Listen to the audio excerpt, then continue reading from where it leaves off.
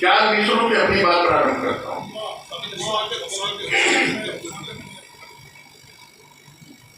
एक जलता हुआ सवाल उठाता,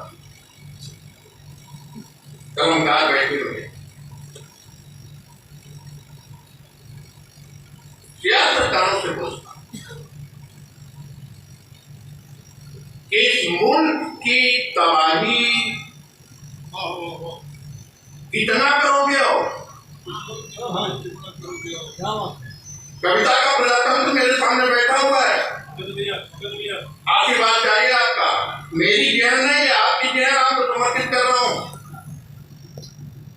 इस मुल्क की तबाही कितना करोगे हो?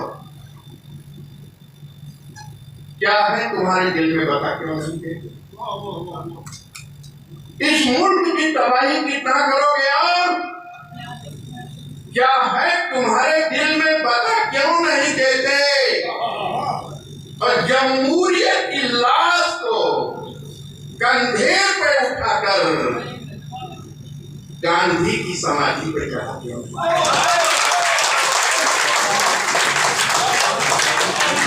इस मुल्क की तबाही कितना करोगे और क्या है तुम्हारे, मेरे पास वक्त नहीं है, 1.5 घंटे के पहले कमलेश राजन की बैठक चार्ज में नहीं होती, वैसा मौर्य लिखना नहीं देखा। इस मुल्क की तबाही कितना करोगे और क्या है तुम्हारे दिल में, बता क्यों नहीं देते? जमहूरियत की लाश को कंधे पे उठाकर गांधी की समाधि पे जगह क्यों नहीं देते? और 4 मिसरे और लीजिएगा कि अशकों पे सियासत के होता नहीं यकीन, अशकों पे सियासत के होता नहीं यकीन, घड़ियाल की आंखों से आंसू नहीं बहते, आंसू नहीं बहते, और खादी के जिस लिबास पे दिखते लहू के दाग, दिखते लहू के दाग, खादी के उस लिबास में गांधी नहीं रहते। खादी के जिस लिबास पे दिखते लहू के दाग, खादी के जिस लिबास पे दिखते लहू के दाग, खादी के उस लिबास में गांधी नहीं रहते। खादी के उस लिबास में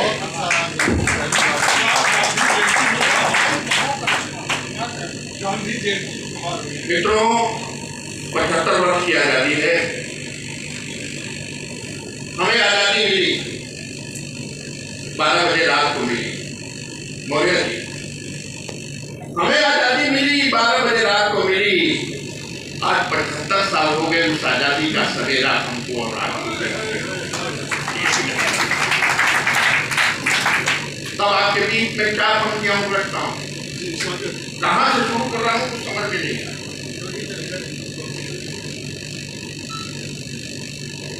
कि लोकतंत्र अलगाववाद की भेंट कर दिया।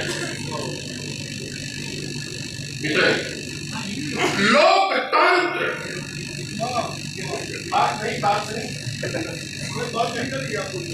लोकतंत्र अलगाववाद की भेंट कर गया। देश का वर्तमान चित्र खींच रहा हूं, 75 वर्षों का किसी पार्टी का मैं मेंबर नहीं हूं। लोकतंत्र अलगाववाद की भेंट चढ़ गया। बेबस जनता घोष जलाने खेल, लोकतंत्र हाथ धो, लोकतंत्र अलगाववाद की भेंट चढ़ गया। बेबस जनता घोष जलाने खेल रही है, और आजादी की पांचाली है लगी दांव पर, राजनीति संसद में जुआ खेल।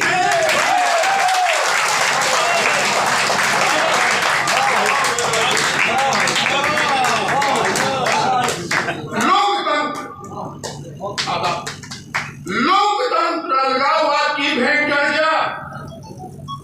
बेवजह जनता घोर जलालत खेल रही है, आजादी की पांचाली है लगी दांव पर, राजनीति संसद में जुआ खेल रही है। ऐसे में ये कलमकार की कलम कहीं बिक जाएगी। भूषण और दिनकर की छाती में दरार पड़ जाएगी।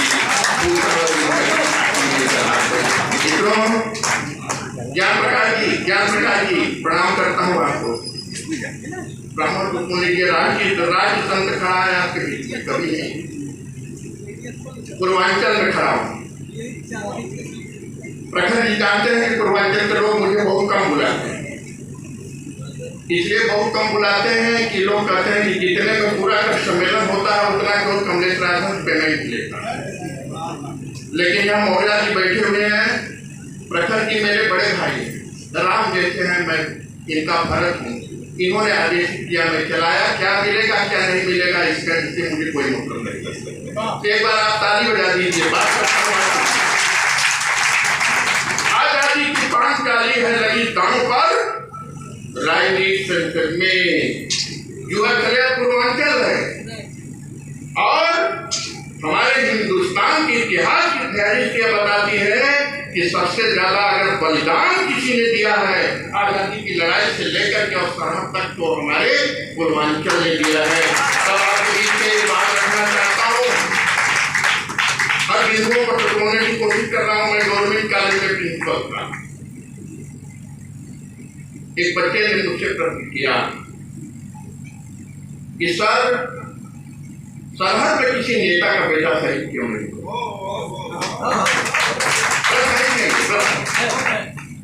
एक बच्चे ने मुझसे प्रश्न किया कि सर सरहद पे किसी नेता का बेटा शहीद क्यों नहीं होता? मैंने कहा बेटे पवित्र स्थानों पर बेहया के फूल नहीं चढ़ाए जाते।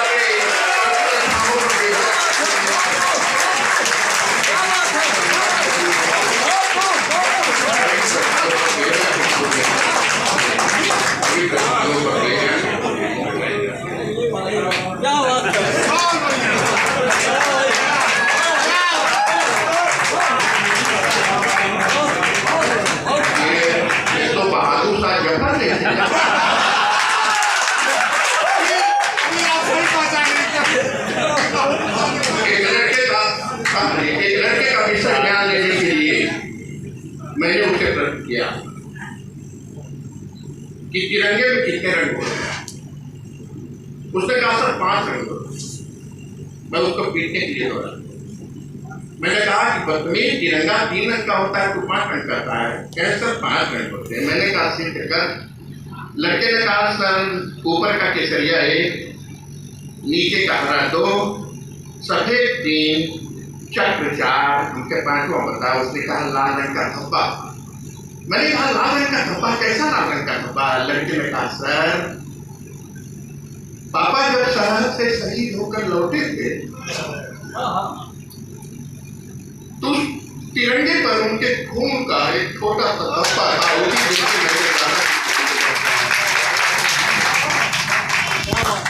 होता है सही मौर्य जी। अखबार का स्लोगन बनाइएगा तो पंक्ति में दे रहा हूँ। कौन शहीद होता है? ऐसे नहीं कर रहा हूँ, चाटता नहीं कर रहा हूँ। अगर सच हो ठक से लगे तो कौन शहीद होता है? दुश्मन की गोली खाने को जो सरहद पर खड़ा हुआ है। दुश्मन की गोली खाने को जो सरहद पर खड़ा हुआ है और किसान का बेटा है जो आंसू पीकर बड़ा हुआ है। दुश्मन की गोली खा करके जो सरहद पर खड़ा हुआ है वो किसान। अरे यार तुम बांटते हो, देश को बांटते हो, हिंदू मुसलमान को बांटते हो देश को।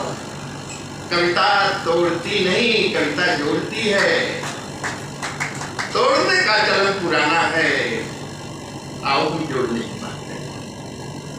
तोड़ने का चलन पुराना है, आओ हम जोड़ने की बात करें। और वतन पे जब प्रहार होता हो तो कफन रोकने की बात करें। जब आजादी की जंग हुई तब सारा भारत देखा। एक प्रतीक कविता आपके बीच में पढ़ करके प्रथम क्या बैठना चाहता हूं। जब आजादी की जंग हुई तब सारा भारत देश रहा। बंधुत्व भाव के रहते थे, व्यवहार हमारा नहीं रहा। हम एक दूसरे के गम को मिलजुल कर बांटा करते थे। हम एक साथ मिलजुल कर के सारा त्योहार मनाते थे। जब आजादी की जंग हुई तब सारा भारत एक रहा। बंधुत्व भाव से रहते थे, व्यवहार हमारा नहीं रहा। हम एक दूसरे के गम को मिलजुल कर बांटा करते थे। हम एक साथ मिलजुल कर दुख की रातों को काटा करते थे। हम एक साथ मिलजुल कर के सारा त्योहार मनाते थे। बाहों से बाहें मिलती थी, हम धन्य हो जाते थे। हम एक दूसरे की बाहों में फूल बौखा के होते थे। हम कभी अलग जब होते थे तब फूट फूट कर रोते थे। जब शादी या निकाह पर हर घर की महिलाएं जाती थी, जब दूल्हे के स्वागत में सब मिलजुल कर गीत सुनाते थे, जब हिंदू बहन विदा होती थी मुस्लिम भाई को। नवाबत की धरती है जौनपुर, महक उठता है मेरा गांव सारा ईद होली पर। महक उठता है मेरा गांव सारा ईद होली पर। मुहर्रम पे बड़ी तादाद में मातम मनाते हैं। और सियासत का लगा चश्मा मेरे गांव को देखो, यहाँ रिजवान भोलेनाथ का कांवर बनाते हैं। हम एक दूसरे के गम को मिलजुल कर बांटा करते थे। बैठा भैया बैठा। हम एक साथ दुख की रातों को मिलकर काटा करते थे। हम एक साथ मिलजुल कर के सारा त्योहार मनाते थे। बाहों से बाहें मिलती थी, हम धन हो जाते थे। हम एक दूसरे की राहों में फूल बौखा के होते थे। हम कभी अलग जब होते थे तब फूट फूट कर रोते थे। जब शादी या निकाह में हर घर की महिलाएं जाती थी, जब दूल्हे के स्वागत में सब मिलजुल कर गीत सुनाती थी। वो मंजर सुना रहा हूँ, मंजर दिखा रहा हूँ आपको।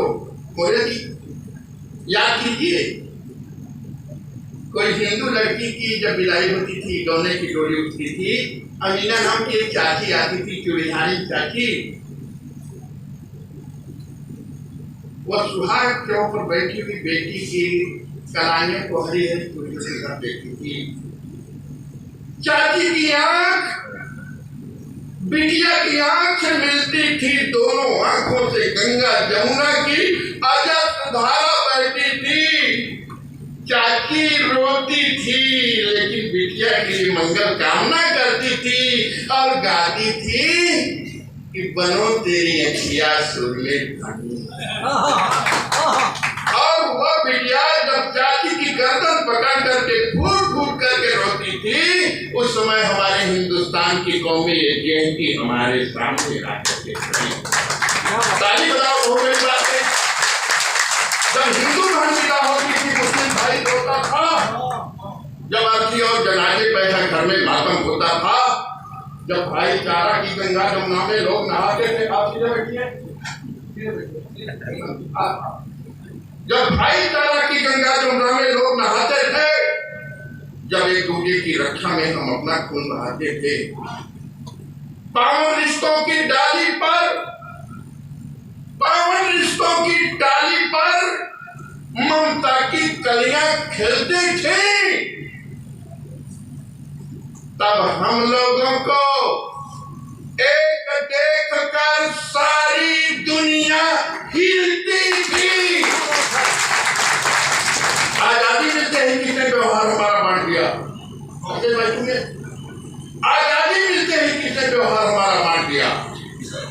किसने अखंड भारत को मेरे दो टुकड़ों में काट दिया? किसकी साजिश ने भगत सिंह अर्थाकुल्ला में भेज दिया?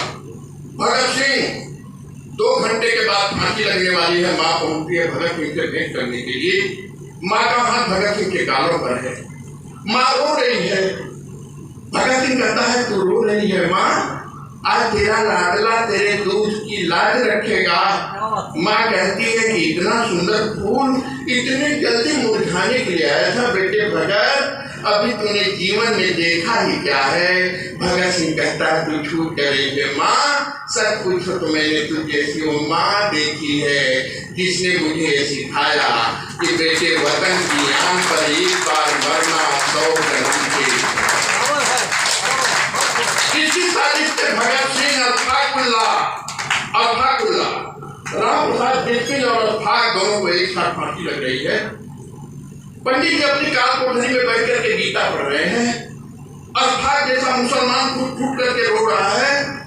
बिस्मिल जी कहते हैं कि क्यों मियां डर गया फांसी से? रोने लगा कर नहीं पंडित जी डरा नहीं, रोता क्यों है?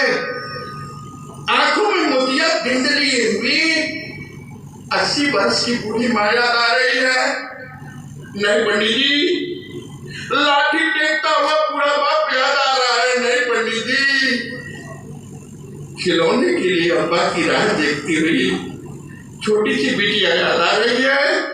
नहीं पंडित जी, गांव का मेला याद आ रहा है। नहीं पंडित जी, रोता क्यों है? अशफाक कहता है कि पंडित जी, भारत माता याद आ रही है।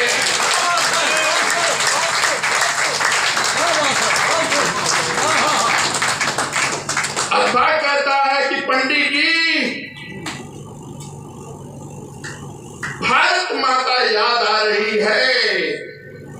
रोज शाम देती है, रोज सुबह देती है। जिंदगी तैर सके ऐसी सतह देती है। मेरी ये माता मेरे देश की मिट्टी यारों, पार मरने के भी सीने में कह रोता क्यों है?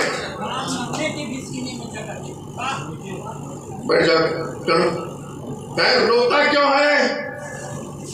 अशफाक कहता है कि पंडित जी, तुम हिंदू हो, तुम्हारे मजहब में बार बार जन्म लेने की बात कही गई है। मैं मुसलमान हूँ, मेरे इस्लाम में केवल एक बार जन्म लेने की बात कही गई है। मैं इस धरती पर फिर नहीं आऊंगा, मेरा इस धरती से दीदार नहीं होगा, इसलिए फूट फूट करके कविता का उपसंहार कर रहा हूँ। काट ठाट करके कविता पढ़ रहा हूँ, नहीं तो 2 घंटे 2.5 घंटे में आपके बीच में कहना चाहता हूँ।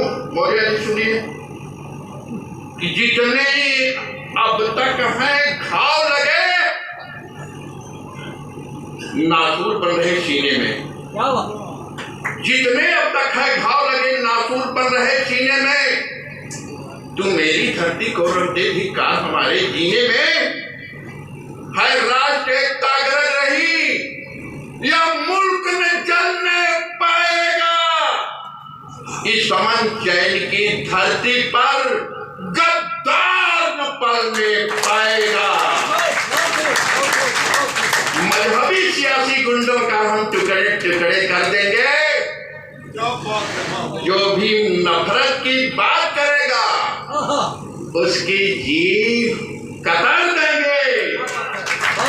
जब तक अपनी धुरी पे इस धरती का चक्का डोलेगा,